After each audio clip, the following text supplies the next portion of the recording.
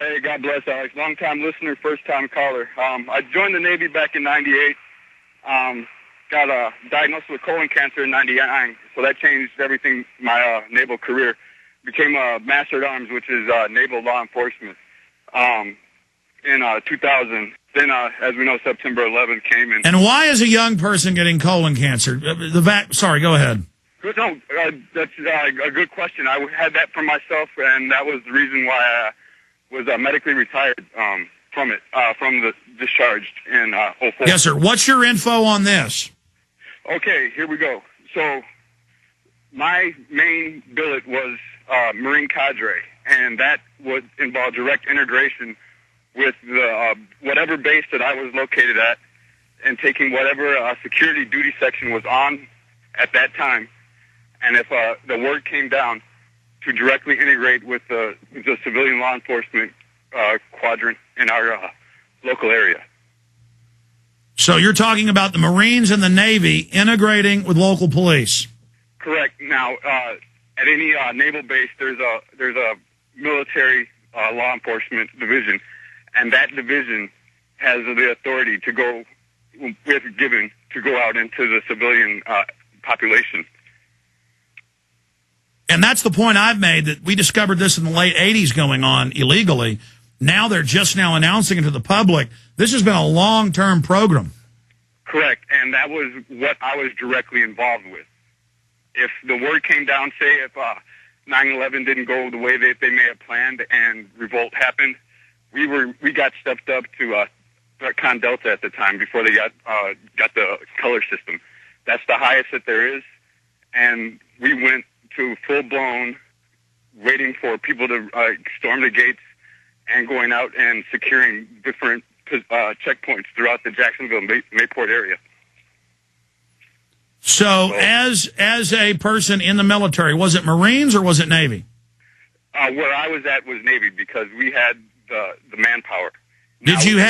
Were you trained at these checkpoints to open up on crowds if they tried to overrun you? Oh, yes, we did several drills, in fact, in the pre-September 11th, months leading up to September 11th, of crowd demonstrations, and also I participated in a force-on-force drill where I basically infiltrated the HSL squadron and planted simulation explosives throughout the squadron area. Yeah, the military's training for the American people to attack them.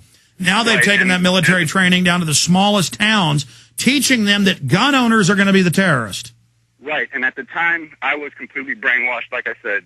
Long-time listener, first-time caller, and at the time, there's people that are probably just as bad as I was, where they're so involved and so ingrained and so entrenched in the camaraderie, the spirit, the core, that they forget about, human and civil liberties.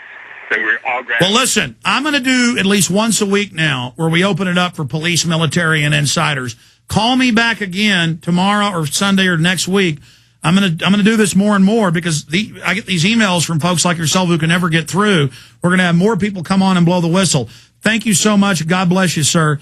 And TJ says he's an eyewitness to all this, but then he hung up. TJ, 1-800-259-9231. We're keeping that phone open unless it's another whistleblower about the checkpoints and quarantine info. Let's go to Glenn in PA, a nurse. Go ahead, Glenn. Hello, Alex. Hi. Hi. I'm a registered nurse in Pennsylvania in the suburbs of Philadelphia. I do private duty home care work through an agency, and I inquired of my boss the other week if she knew anything about this vaccination being made mandatory, and she said she was going to a meeting and get back to me. I spoke to her today, and she said it was really sort of a de-emphasis. So one thing she said is they're changing the protocol. Instead of calling for 2 swine flu shots, they're changing the protocol to be only 1 swine flu shot. So I guess instead of 3 shots, it's a total of 2, 1 for the regular flu and 1 for the swine flu. Because apparently she claims that they claim it's they found that the 1 shot was effective. So that's the only the information they have about that it's not that'll be a cutting down the number of shots. And they're saying there's a real de-emphasis on the idea of it being mandatory. They just, I don't work in an institutional setting like the guy from UCSD Medical Center did or anything like that.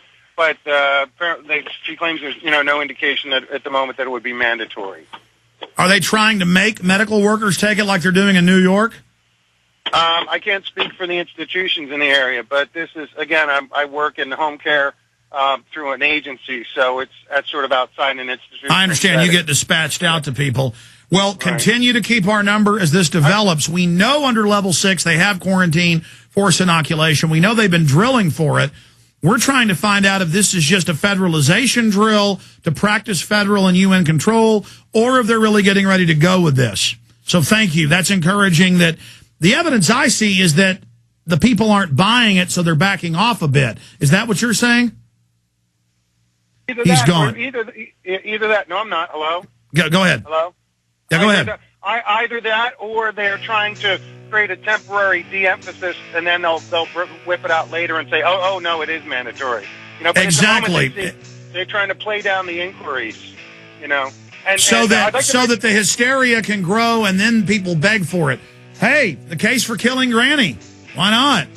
We'll be right back. I mean, these eugenicists are just right out in the open. Covered a Newsweek. Final segment, more key calls straight ahead, 800-259-9231. All right, let's move quickly to Shane in Tennessee. Says they have copies of medical emails. Shane, give us details, please. Excuse me? Shane, give us quickly details, and I'm going to Dr. Laura. Oh, yes, sir. I just want to tell you thank you for all your help in fighting the New World Order, Alex. Thank you. I had gotten an email this morning from a friend that works at West Tennessee Healthcare here in Jackson, Tennessee. On this coming Monday and Tuesday, they are preparing for a mass vaccination of all employees. Yeah, see, that's how they do it. In California, some areas, and in New York City, it's in the news. They're just ordering everybody to take it, but they're not saying there's not a law. I mean, does the email say they're going to make people take it? It says we just received flu vaccine and are implementing a mass vaccination for all of West Tennessee healthcare employees, with Monday and Tuesday being peak distribution days. And this is coming from the Health and Wellness Services from the local hospital here in Jackson. And this is the H1N1 supposed pig flu? Correct. Can you send me copies of that and black out the headers, or we'll do it? Just tell us if you want it blacked out. So, everybody's intel. Send it to Hartman at Infowars.com. CC it to Kurt at Infowars, because we're going to go full-time now covering the flu here. Okay, we can do that. I just want to tell you thank you so much for all that you're doing. Thank you, Shane. And I'm going to jump because I want to get to everybody. But, yes, we'll continue to take calls. Thank you, Shane. Now, I don't mean to be short. We just want to cram everybody in here. Dr. Laura in Illinois. What's your intel, Doctor? Yeah, hi. I'm Chamberlain, not Schlesinger. And, okay, I just wanted to let you know, I've been talking to the Cook County officials here, the elected officials and the city officials, and they're not aware of any forced vaccination going on here at all. Well, now, what we're looking for is preparations, drilling the police and military to carry out quarantines. Yeah, no, they're not aware of it. They're looking at me. They kind of have this blank stare, like, huh? And when I tell them that, this is becoming quite an issue across the country. Like, people are arming themselves over this issue. They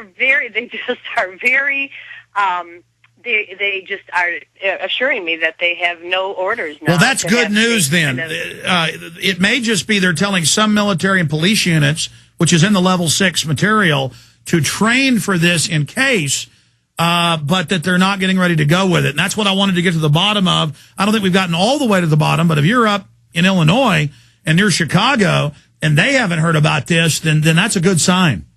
That's exactly right. Now, I do want to let people know, Dr. Russell Blaylock and Dr. Bill Beagle have about an hour-long YouTube called the NutriMedical Report. No, I've had them both on the show, and I had Dr. Blaylock on last week. Yes, we're familiar with them. So they talk about what to do if you are, in fact, forced to somehow have the vaccination. There's a whole list of things that they recommend. So go on YouTube and find that out. That's great. Okay. Yeah, that's a good idea. Thank you, Doc. I got to jump because we're out of time. Again, tomorrow, Sunday show, Monday, we're going to be spending a lot of time. We'll have some other guests on about the economy and healthcare, and we're not going to get diverted completely by Kanye West or whatever his name is and the jackass comment. We're going to talk about real issues that actually affect you and your family here, and we covered it in the last 4 hours. So if you missed any of it, I broke down the